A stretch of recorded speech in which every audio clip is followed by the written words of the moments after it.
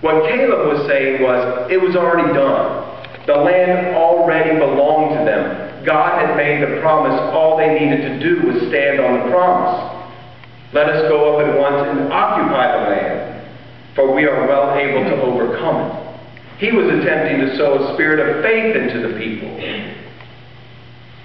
Joshua joined Caleb, but the other 10 spies came back and again continued to sow that spirit of fear into the people, saying there were giants in the land, and that they would be crushed if they dared go in.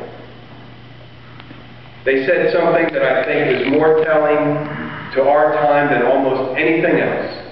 In their second round of sowing the spirit of fear, they said that when they were in the land, they said when they saw the people who inhabited the land, they said, we seemed to ourselves to be grasshoppers, and so we appeared to them.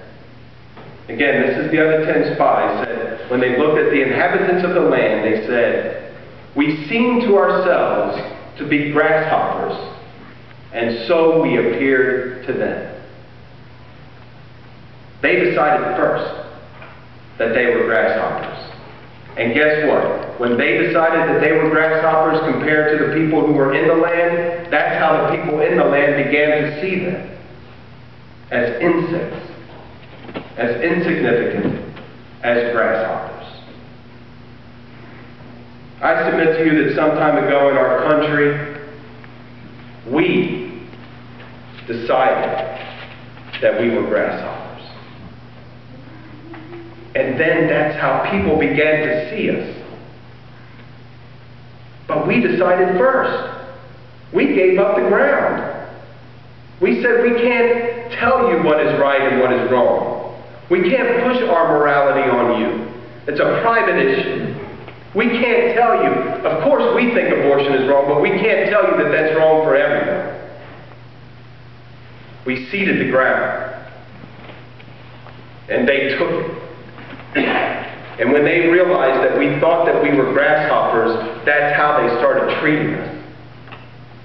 And when they started treating us like grasshoppers, we were shocked. Brothers and sisters, we are grasshoppers no longer. We are adopted sons and daughters of a Heavenly Father who loves us. That is who we are. We are not grasshoppers. We can stand with Joshua and Caleb, and we can occupy the land that God has promised to us, because the Catholic Church deserves a voice in every marketplace. And that's why this Catholic radio station is important. It's important because there are 15,000 Protestant radio stations in our country. 1,500 Protestant radio stations in our country, 200 Catholic radio stations. But in this area, this will be the first Catholic radio station. People have been telling our story for a long time. It's time that the Catholic Church had a voice on the radio airwaves telling its own story. The people in Joshua and Caleb's day bought into the spirit of fear, and they ended up wandering the desert for 40 years while a generation of faith was raised up. None of those who were there at that time went into the promised land except Joshua and Caleb. We stand at the same place.